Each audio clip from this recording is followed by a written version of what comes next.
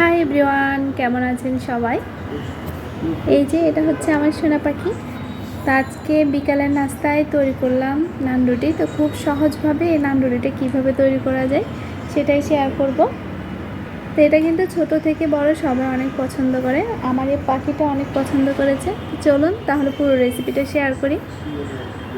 ফুলকো ফুলকো এই নান রুটিটা তৈরি করতে যেমন ঝামেলা নেই, খেতেও কিন্তু দারুণ টেস্টি। তো পুরো রেসিপিটাই আমি শেয়ার করব।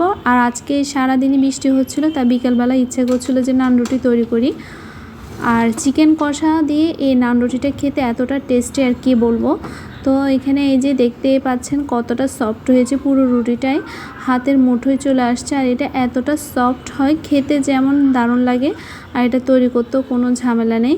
আর পুরোটা রুটি কিন্তু অনেক সফট, এটা দোকানের থেকে অনেক হেলদি হবে। তো বাসায় একবার হলো ট্রাই করতে পারেন, খুবই টেস্টি আর খেতেও দারুণ লাগে। ছোট থেকে বড় সবাই অনেক পছন্দ করবে। তো পুরো রেসিপিটা আমি শেয়ার করছি। প্রথমে আমি এখানে নিয়ে নিচ্ছি ইস্ট। আপনারা ইস্টের পরিবর্তে টক দই ইউজ করতে পারবেন বা বেকিং সোডা ইউজ করা যাবে। তো এখানে আমি 2 চামচ পরিমাণ ইস্ট নিয়ে নিয়েছি।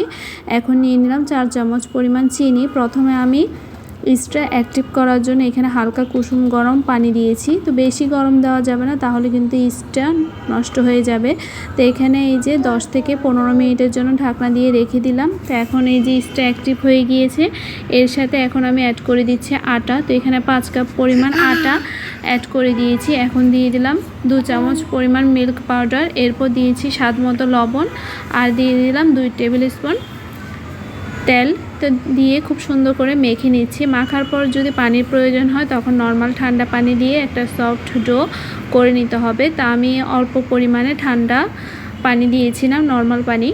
তো দিয়ে এই যে সফট ডো করে নিয়েছি। এখন 1 থেকে 2 ঘন্টার জন্য ঢাকনা দিয়ে রেখে দিব। এর আগে আমি উপরে একটু তেল দিয়ে নিচ্ছি। তেলটা দিয়ে এরপর 1 থেকে 2 ঘন্টার জন্য ঢাকনা দিয়ে রেখে দিচ্ছি। তো 1 থেকে 2 ঘন্টা পর এখন নিয়ে নিয়েছি। এটা অনেকটাই ফুলকো হয়ে উঠেছে। এই পর্যায়ে আমি রুটি বেলার জন্য যেভাবে আমরা ছোট ছোট লেচি কেটে নিই, জাস্ট ওইভাবে লেচি কেটে নিচ্ছি। তো এখানে আমি 5 কাপ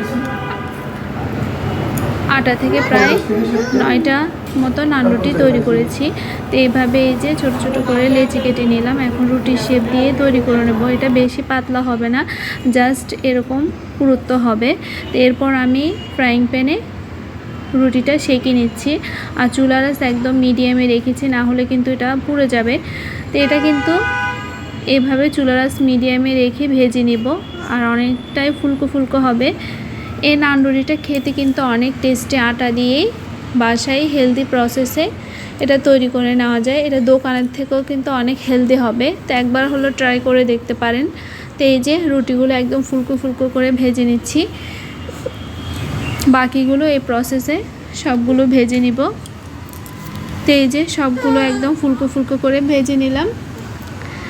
জাস্ট আমি হাতে নিয়ে দেখাচ্ছি, এতটা সফট হয়েছে, পুরোটা হাতের মুঠোয় চলে আসছে।